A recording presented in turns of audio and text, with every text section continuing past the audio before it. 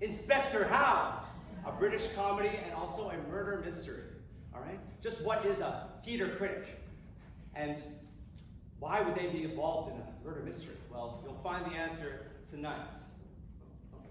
And I think my cat's trying to tell me something.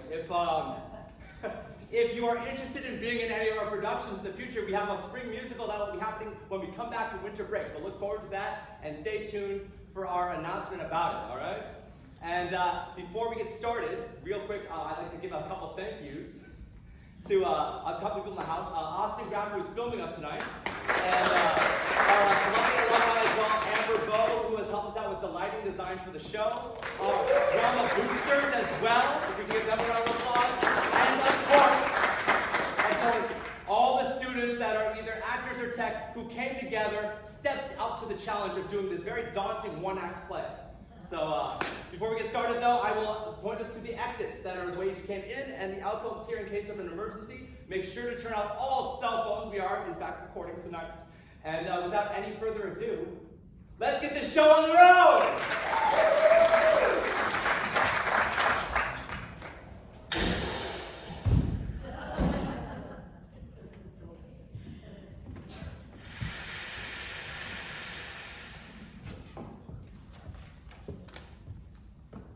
Me and the lads had a meeting in the bar and decided it's first-class family entertainment. But if it goes beyond 10:30, it's self-indulgent. Pass it on. Oh!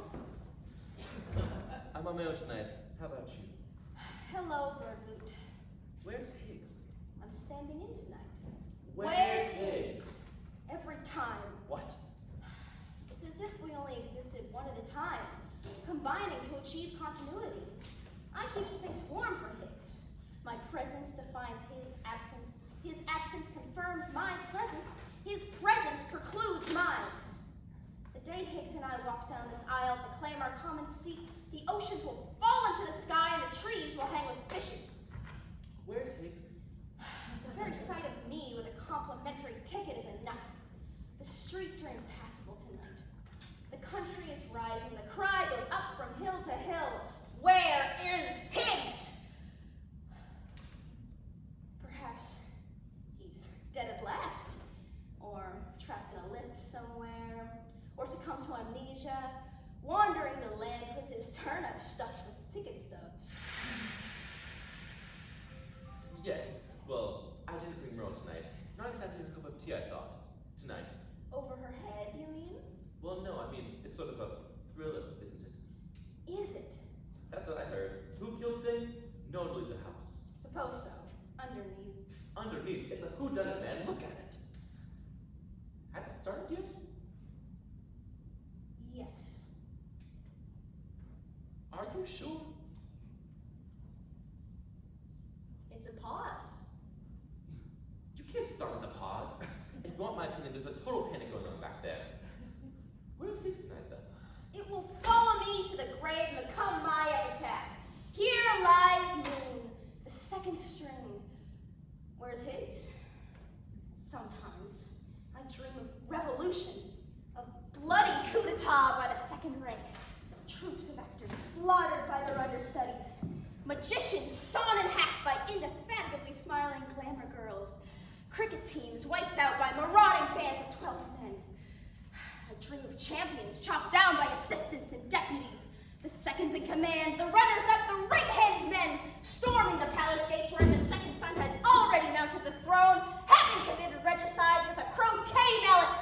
Stand-ins of the world, stand up! Sometimes I dream of Higgs. Have a chocolate. What kind? Black magic. No thanks. I'll give you a tip then. Watch the girl. You think she did it? No, the girl. Watch her.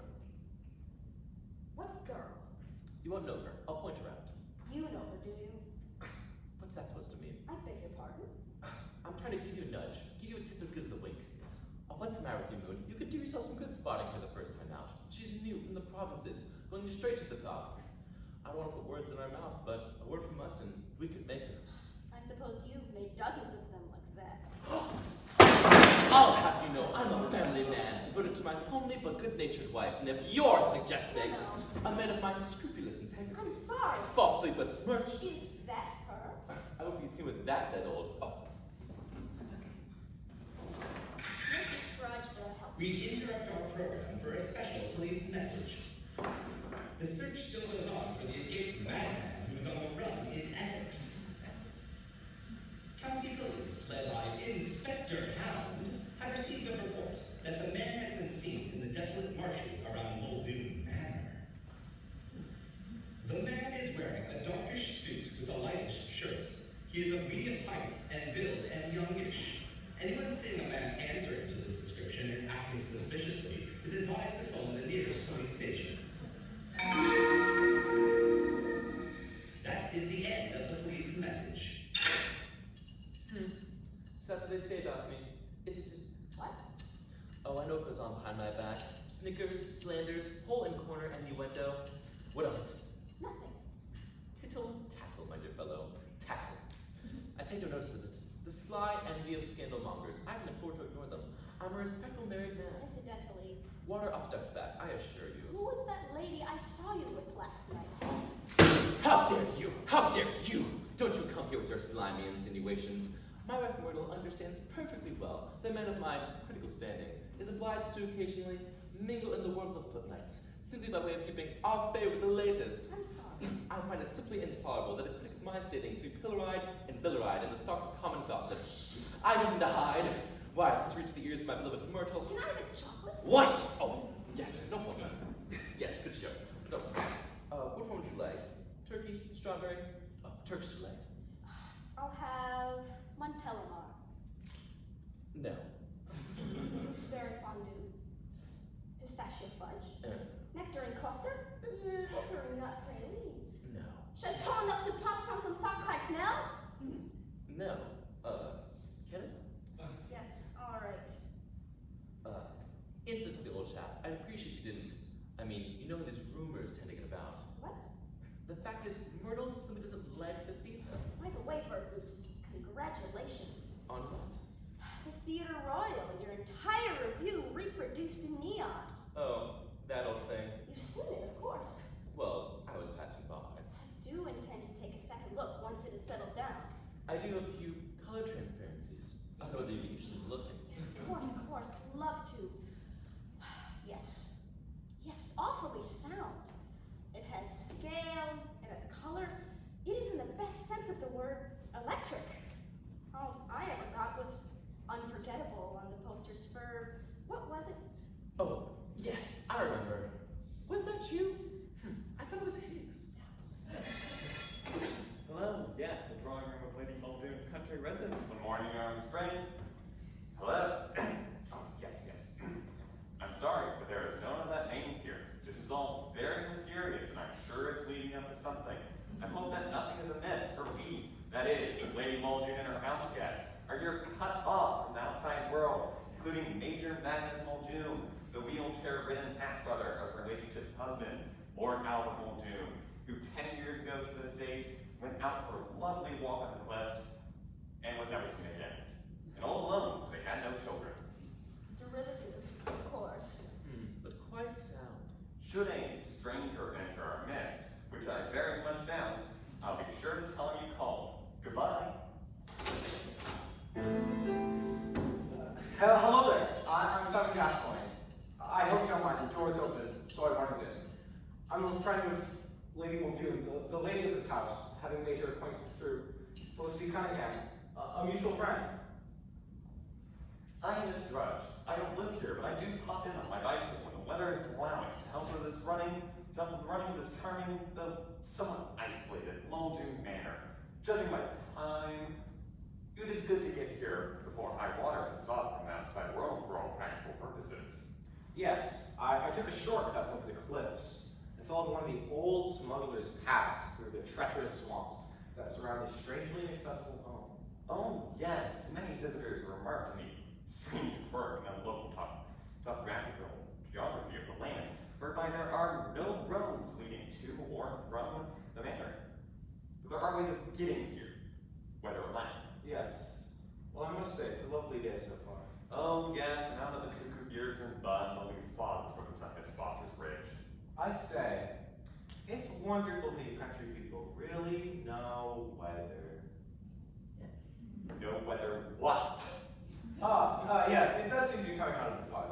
Oh yes, fog is very treacherous around here. It rolls up the cliffs like a deadly mantle of blind man's buff. Yes, I've heard it said. Why, there have been whole weekends around here where Muldoon Manor, as this lovely old Queen Anne house is called, might as well have been floating on the pack ice while it would have been good it would have done phoning the police or whatever nonsense have you. You know, it was on a weekend such as this, a quick trivia fact for you, that Major Magnus Muldoon, who recently brought his girlish bride back to the home of his ancestors, went out for a walk on the cliffs surrounding his house, and his body was never found. Poor Cynthia. Yes, yes. His name was Albert, Cynthia's husband. Yes, indeed. Poor Albert, but tell me, is Lady Muldoon about? Yes, I believe she's playing tennis on the lawn with Felicity Cunningham. Felicity Cunningham? A mutual friend, I believe you said. A happy acquaintance, to be sure. I'll tell them both you're here. Please don't inform them. I really must be going. I really can stay. Oh, Lady Muldoon will be disappointed. It's been some time since we've had a four at the Manor for Pontoon Bridge, and, well, I don't play cards myself. There's another guest then? Of course, Major Magnus Muldoon, the wheelchair-bound half-brother of her ladyship's husband, Lord Albert Muldoon, who showed up at the Blue Cannon just the other day. He completes the house party. I think I must be waiting for Higgs to die. What? Half afraid that I'll vanish when he does. Hello? I wonder if it's the same for Puckeridge. Who? Third string. Your stand-in? Does he wait for Higgs and I to write each other's obituary? Does he dream? To whom did you wish to speak? What's he like? Bitter. There's no one of that name here. No, as a critic, what's Puckeridge like as a critic? Nobody knows. You must have got the wrong number. Does he wait? I wonder. Simon Gaston, it's not him. What? I said it's not him. Who is it then? My guess is Magnus. In disguise, you mean? What? You think it's Magnus in disguise? I don't think you're concentrating, Moon. I thought you said. You keep chattering on about Higgs and Puckeridge. What's the matter with you? I wonder if they talk about me. Here is another police message. Essex County Police are still searching in vain for the madman who is at large in the deadly marshes of the coastal region. Inspector Hound, who is masterminding the operation, is not available for comment, but it is widely believed that he has a secret plan. Meanwhile, police and volunteers are combing the swamps with loud hailers, shouting, "Don't be a madman, get yourself up!" That is the end of the police message. Yes. Yes, I should make my name seldom on Puckeridge's lips. Sad, really. I mean, it's no life at all. A stand-in stand-in. Yes. Higgs never gives me a second thought. I can tell by the way he nods. Revenge, of course. What? Jealousy. Nonsense. There's nothing personal in it. The paranoid grudge. It is merely that it is not enough to wax at another's wane, to be held in reserve, to be on hand, on call, to step in, or not at all. The substitute, the near offer, the temporary active. For I am moon, continuous moon.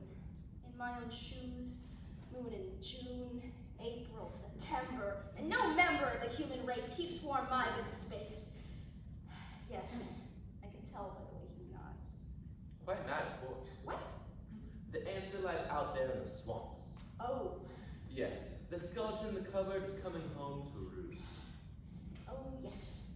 Already, in the opening stages, we note the classic impact of the catalytic figure, plunging through to the center of an ordered world and setting up the disruptions, the shockwaves which, unless I am much mistaken, will strip these comfortable people, these crustaceans in the rock pool of society, strip them of their shells and leave them as the trembling raw meat, which is at heart all of us, but there's more to it than that.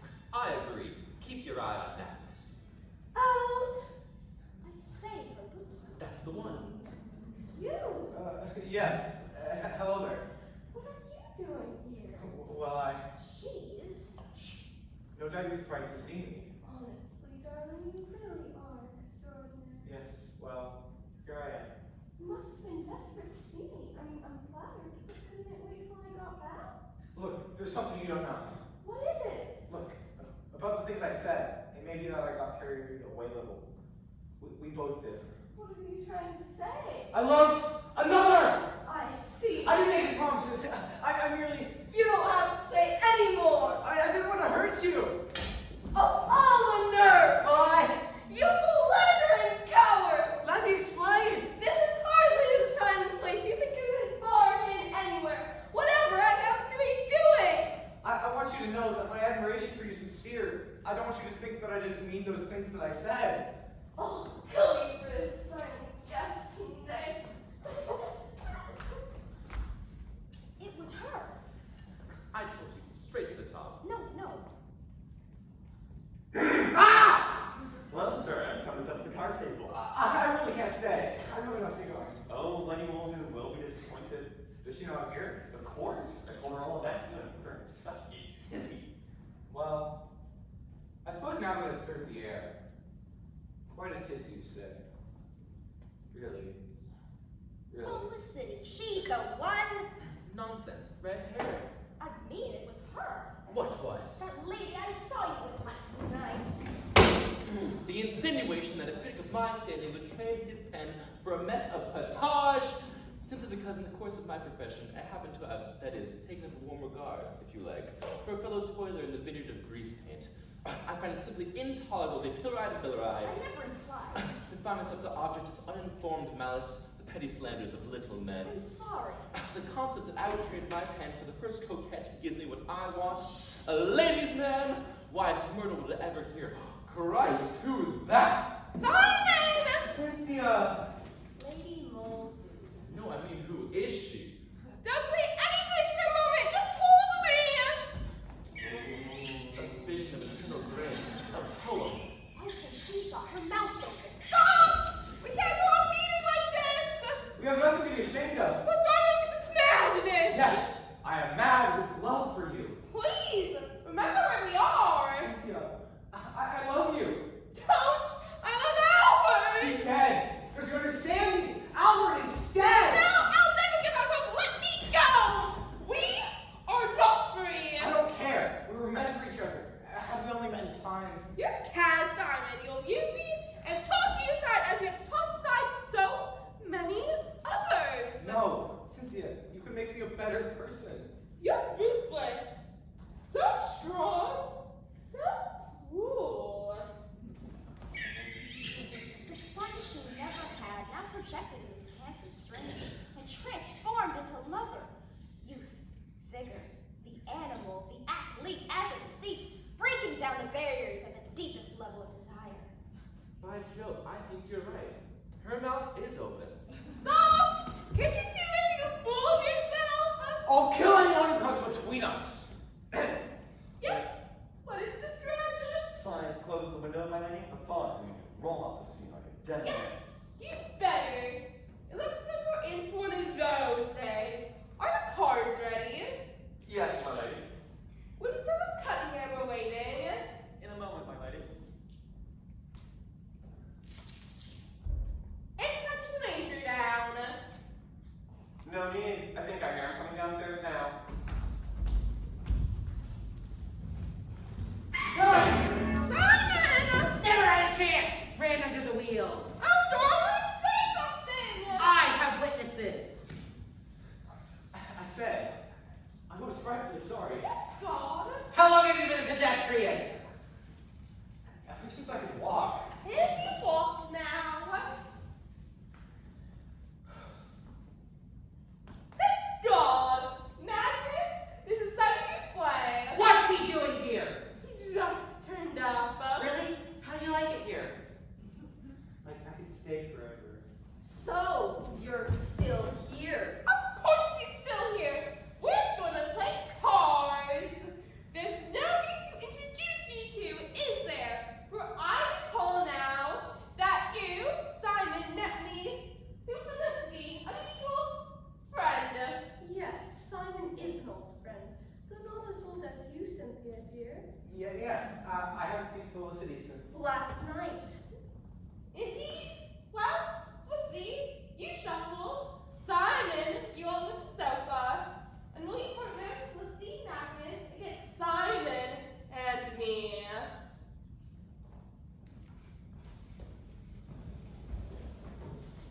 Will Simon, you always be partnered against me, Cynthia? What do you mean, Magnus? You're a damned attractive woman, Cynthia. Please! Remember Albert! Albert's dead, Cynthia! And I'm sure he would have wished that you and I... No, Magnus! This is not to be! It's Kastune, isn't it? I will kill him if he comes between us! Simon! Simon's to the shop, all right. Right. Who starts? I do. Noted. Did I give you some publicity last night, Simon? Ah, yes. Did I? Your turn, Felicity. I've had my turn, haven't I, Simon? Now it appears it's Cynthia's turn. That's my trick, Felicity, dear. Hell hath no fury like a woman scorned, Simon. Yes. I've heard it said. So, I hope you have not been cheating, Simon. No, Felicity, she said I hold the cards! Well done, Simon. Strange how Simon appeared in the neighborhood from nowhere. We know so little about him. Right, Simon, it's your opening on the minor bid. Let's see. I hear there's a dangerous madman around the woods. Simon? Ah, yes. Yes. Sorry. Yes, personally I think he's been hiding out in the deserted cottage on the cliffs. Lush! Well done, Simon. Your luck is in tonight. We shall see. The night's not over yet, Simon Garfunkel. So, you're the haggard half-brother, Lord Albert Muldoon, who turned up out of the blue from Canada just the other day, are you? Well, I said, it's taken you an awfully long time to get here. What did you do? Why? I said, I'm respectfully sorry. Care for a spin around the rose garden, Cynthia? No, Magnus. I must go to Simon. Rather, Major. You think so? Yes, Major, I do. There's an old Canadian proverb handed down from the Blackfoot Indians which says, "He who laughs last, laughs longest!" Yes. I've heard it said. Well, I think I'll go and oil my gun.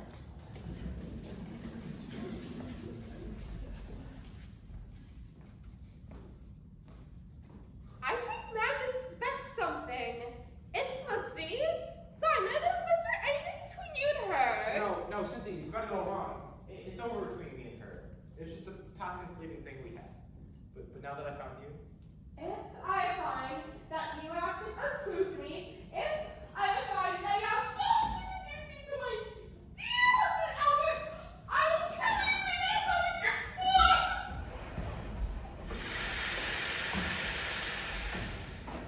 Do you believe in love at first sight?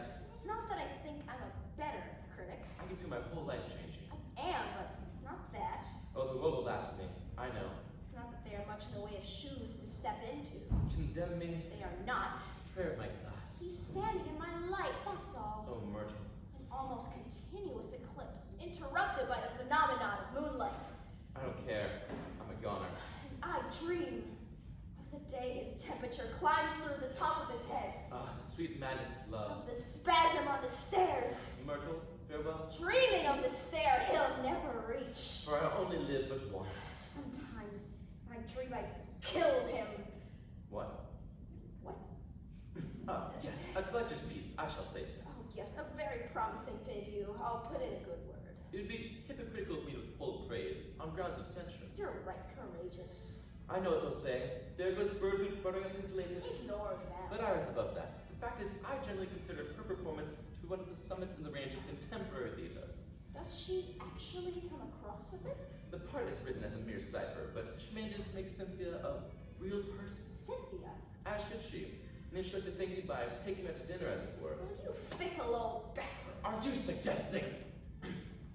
Well, shaping up quite nicely, what you said. Oh yes, a nice trichotomy of forces. One must reserve judgment, of course, until the confrontation, but I think it's pretty clear where we're headed. Seems pretty open to me, Moon. It's Magnus, a mile off. What's Magnus a mile off? If we knew that, we wouldn't be here.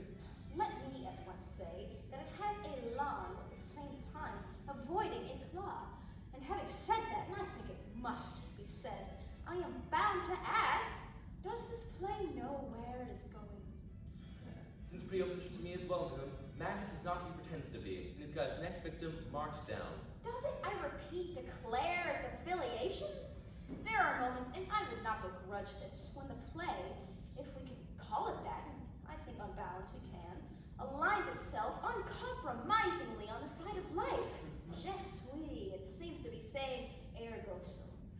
But is that enough? I think we're entitled to ask. For what is this play concerned with? It is my belief that here we are concerned with what I have referred to elsewhere as the nature of identity. I think we're entitled to ask, and here one is irresistibly reminded of Voltaire's cry, voila. I think we're entitled to ask, where is God? God? God. God? I think we're entitled to ask. Yes, the same, half an hour later. No, I'm afraid there's still none of that in here. Yes? Yes, I'll tell you if they come by. Goodbye. Coffee you want? Black or white, right? White, please.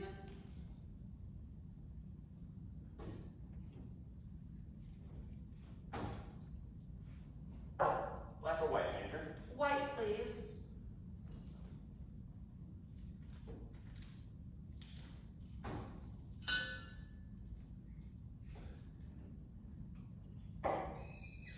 Black or white, miss?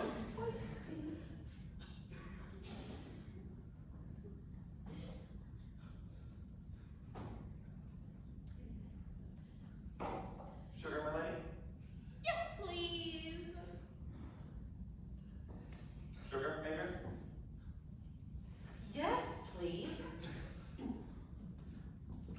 Sugar, miss? Yes, please. Well, that's too bad now, isn't it? Biscuit, my lady? No, thank you. The second act, however, fails to fulfill the promise. You ask me, there's something funny going on. We interrupt our program for a special police message. The search for the dangerous madman who is on the loose in Essex has now narrowed to the immediate vicinity of Muldoon Manor.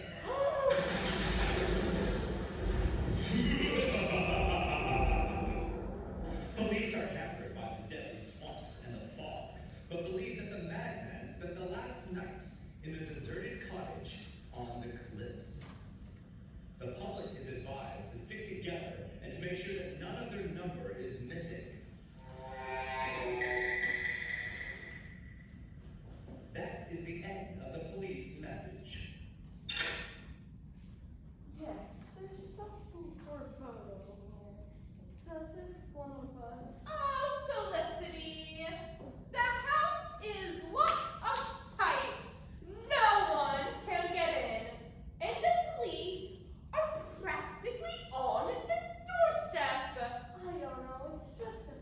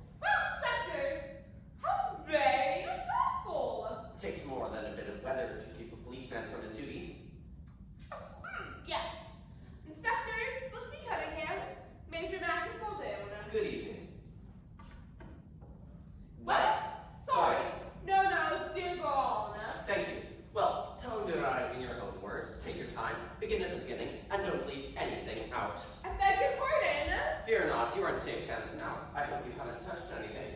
I'm afraid I don't understand. I'm Inspector Hound. Yes? Well, what's it all about? I really have no idea. How did it begin? What? The thing. What thing? The trouble. There hasn't been any trouble. Did you phone the police? No. I didn't. What for? I see. This puts me in a rather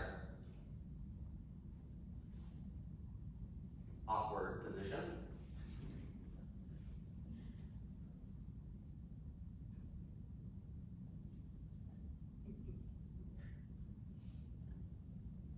Well, I'll be on my way then.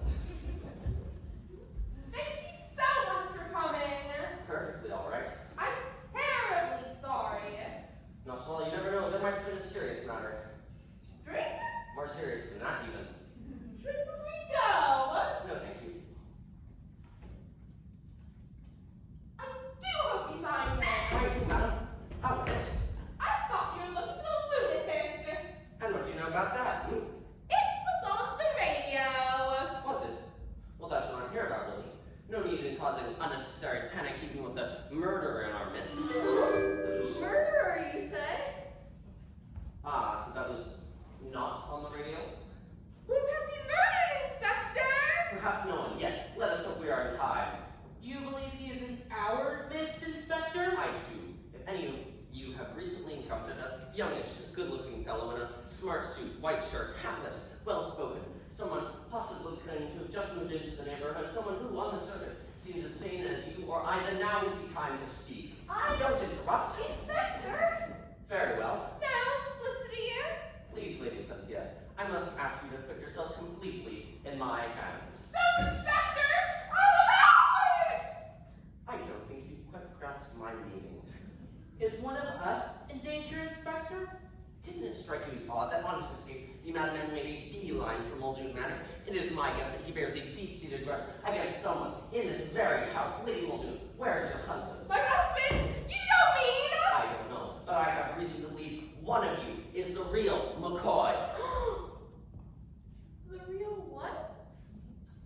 William Herbert McCoy, who, as a young man, meeting the madman in the street and being solicited for 6 pence for a cup of tea, replied, "Why didn't you do a decent day's work? You Sheffield bag horseman in Canada," all those many years ago, and went on to make his fortune. The madman was a mere boy at the time, but he never forgot that moment, and thenceforth carried in his heart the promise of revenge.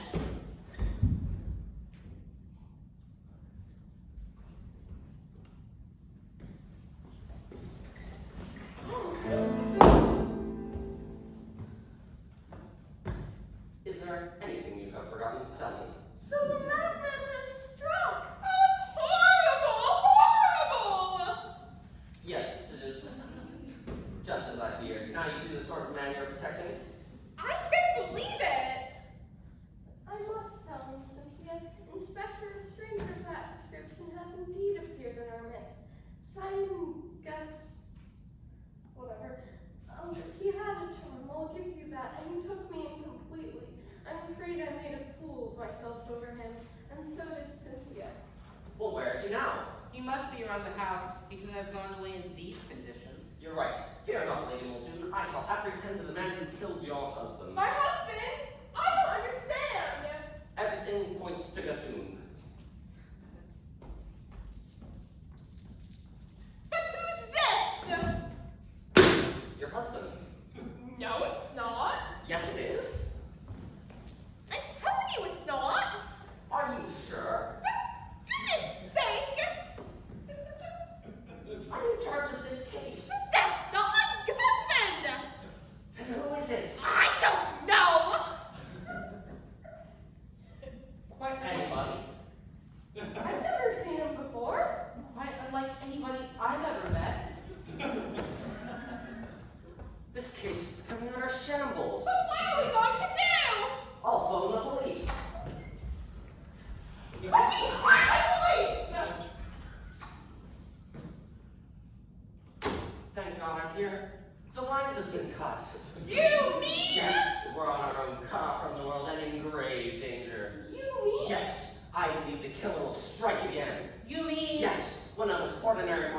thrown together by fate and cut off from the elements, is the murderer. He must be found. Search the house.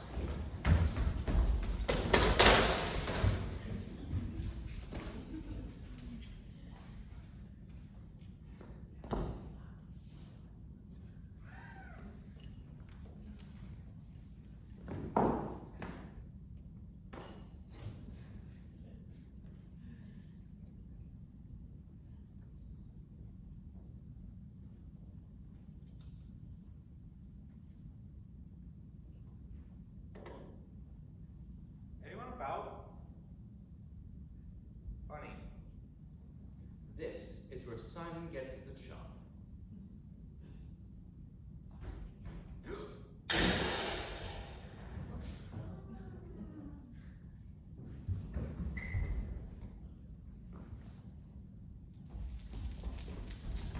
Oh my God! What happened, Inspector? He's dead. Simon, your son, I presume. Rough justice, even for a killer. Unless we assume this body could not have been lying here before Simon and your son entered the house.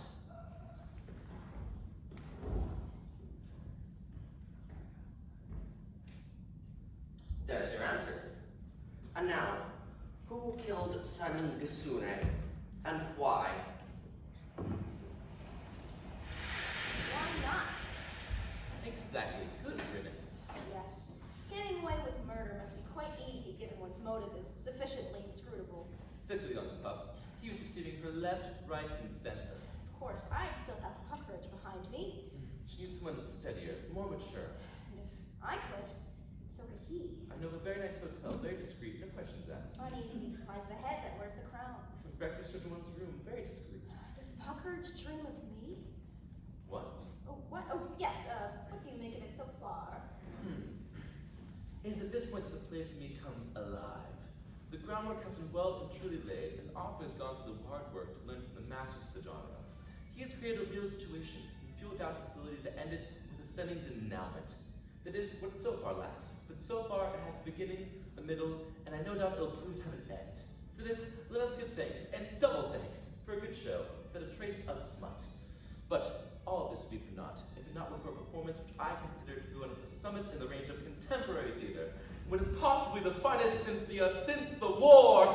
If we examine this more closely, and I think close examination is the least tribute this play deserves, we will find that within the austere framework of what is on one level a country house weekend, and what a useful symbol that is, the author has given us, yes, I would go so far, he has given us the human condition. More talent in her little finger. More, oh, yes, I assume I'd say so as well.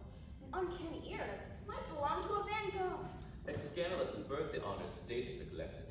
Faced with such ubiquitous obliquity, it is hard indeed. And so I will not refrain from invoking the names of Kafka, Sartre, Shakespeare, St. Paul, Beckett, Burkitt, Pirandello, Pirandello, Dante, and Dorothy L. Sayers. A rational good evening out. I was held. Harder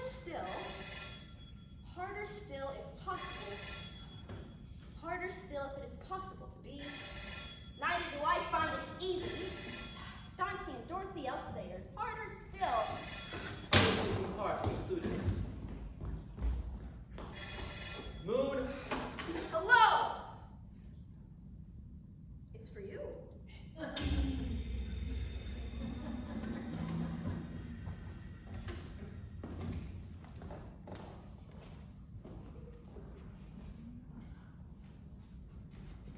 Hello? Myrtle? I told you never to phone me at work. What?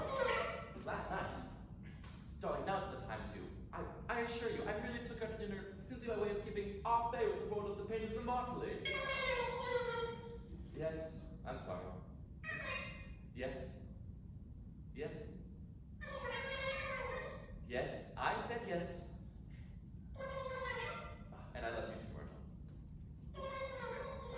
No, Myrtle, I can't. I'm not alone. No, she's not here. All right. I love you, little pink fluffy bunny boo, and you're my lovely, lovely boo. I love you, Myrtle, but for God's sake, goodbye, Myrtle! Oh.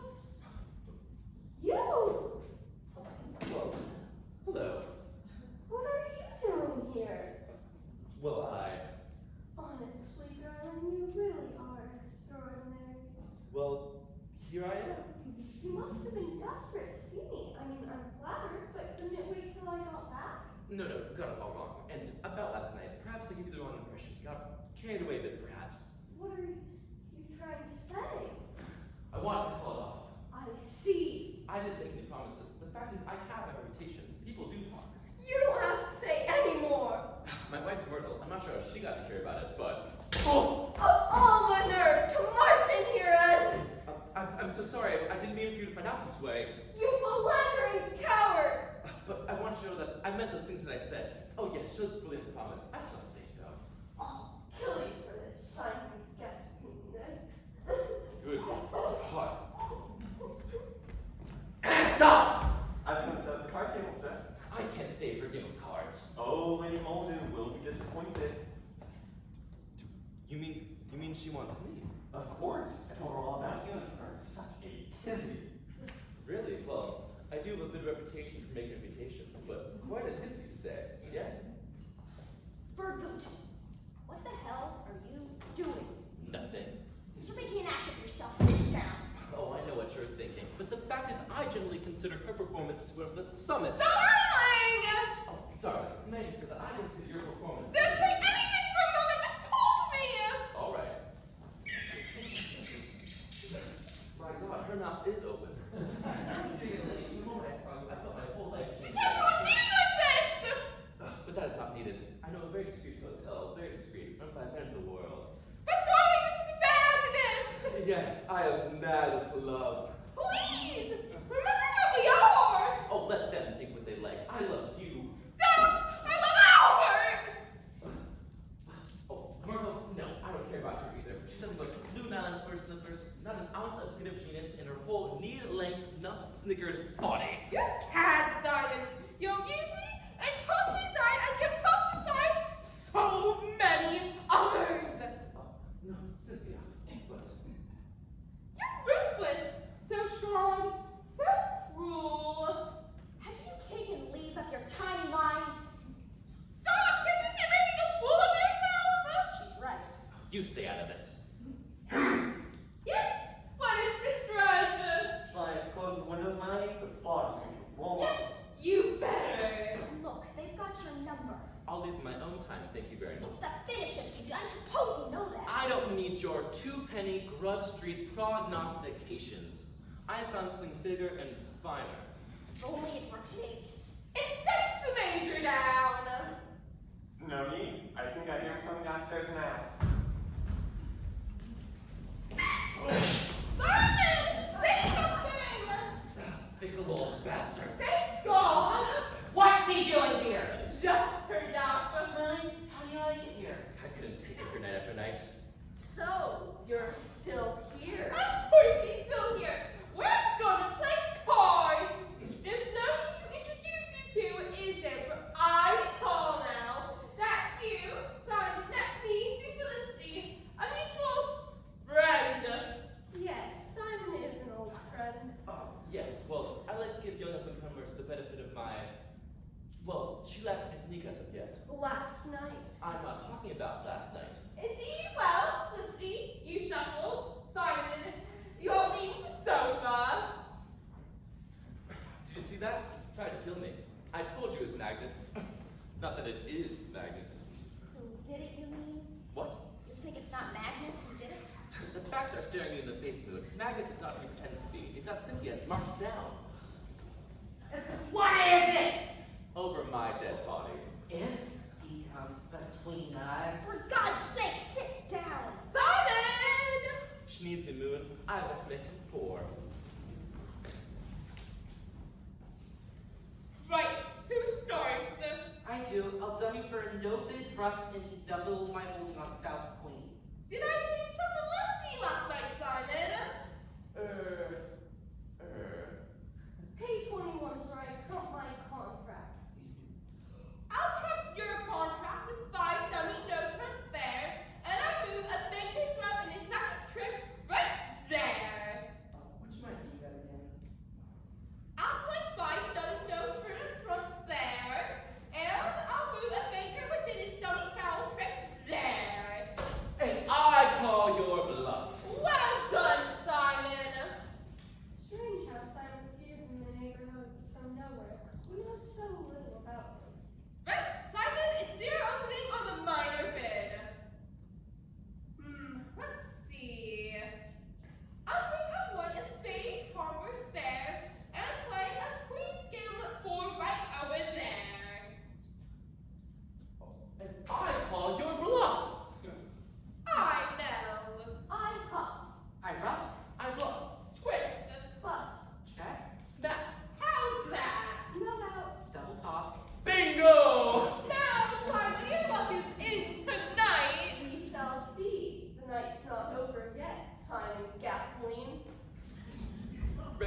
I've seen it 1,000 times.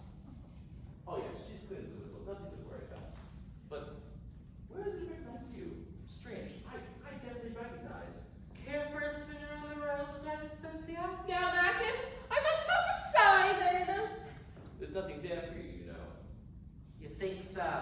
Oh, please, I do the make reputations of those who reap the limelight. She's not going to turn me over for a heavily disguised fossil. There's an old Canadian proverb. Don't give me that. I was on you chaps right from the start. Oh yes, I see the little scheme here, and incidentally, I'll get through it. And where is it I've seen you? I definitely. Well, I think I'll go and oil my gun. Don't look, I've seen it 1,000 times.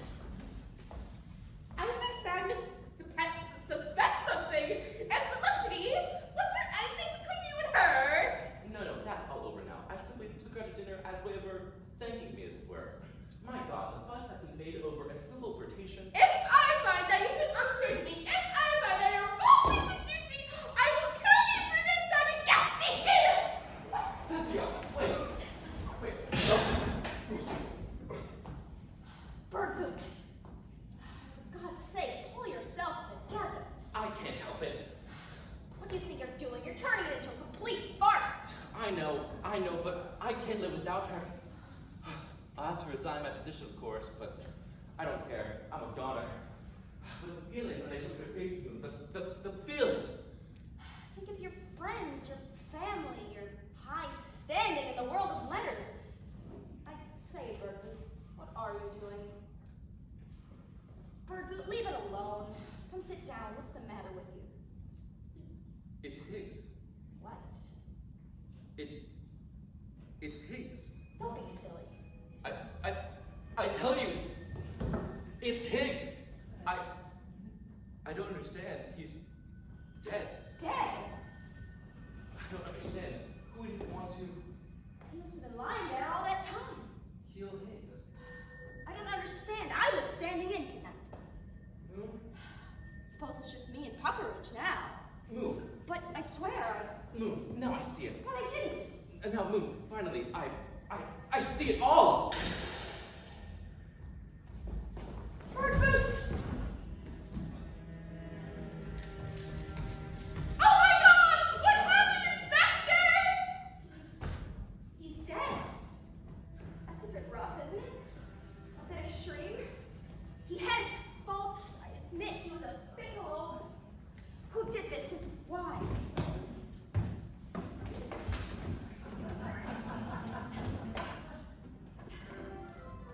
Say that this was about pace, point, focus, drama, wit, or originality is to say simply that it does not happen to be my cup of tea at all. One has only to compare this rag bag with the masters of the genre to see here that we have a trifle that is not my cup of tea at all. I'm sorry to be blunt, but there's no way of getting around it. It lacks pace. A complete rag bag. I will go further. Those of you who are fortunate enough to be at the Comédie Française on Wednesday last will not need to be reminded that hysterics are no substitute for éclat. It lacks elan. Some of the guests has given up acting altogether.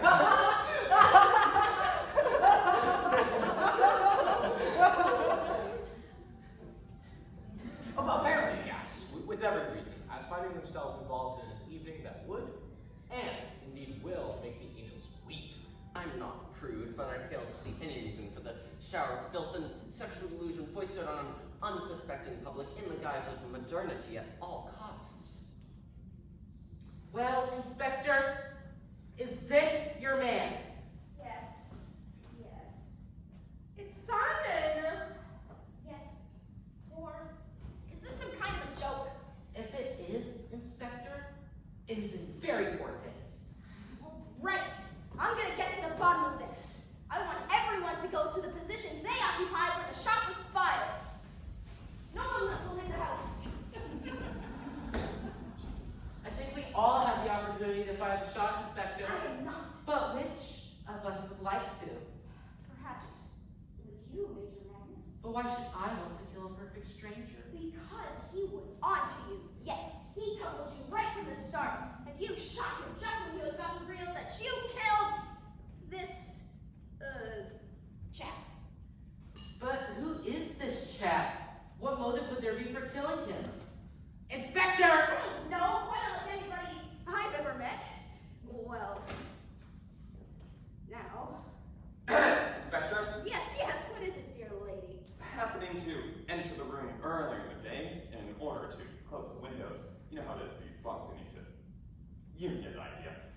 So I happen to overhear a remark made by the deceased Simon Gasbag over there. It was, I'll kill anyone who stands between us. Yes, well, that's it then. This chap was obviously killed by Simon. But he didn't come between us, so. And who then killed Simon? Subsequent to that reported remark, I also am hearing a second remark made by the lovely Lady Muldoon here. It was, oh yes, I remember now. I'll kill you at the Simon gas station. Yes, of course, yes. It is from these chance remarks that we in the force like to build up our complete picture before moving in to make the arrest. It will not be long now, Lady Muldoon, and I must warn you that anything you say. Yes, I hated Simon! He had this power! But I didn't kill him!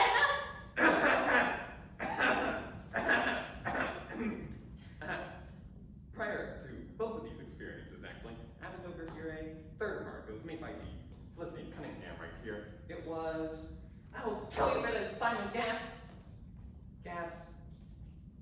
Oh, whatever. Yes, the final piece of the jigsaw. I believe I am now in a position to reveal the mystery. This man was, of course, McCoy, the Canadian who, as we heard, having met Simon Gascoigne in the street and being solicited for a sixpence for a toffee apple, smacked him across the ear with the cry, "How's that for a grudge to harbor, you sniveling little work shy?" All those many years ago.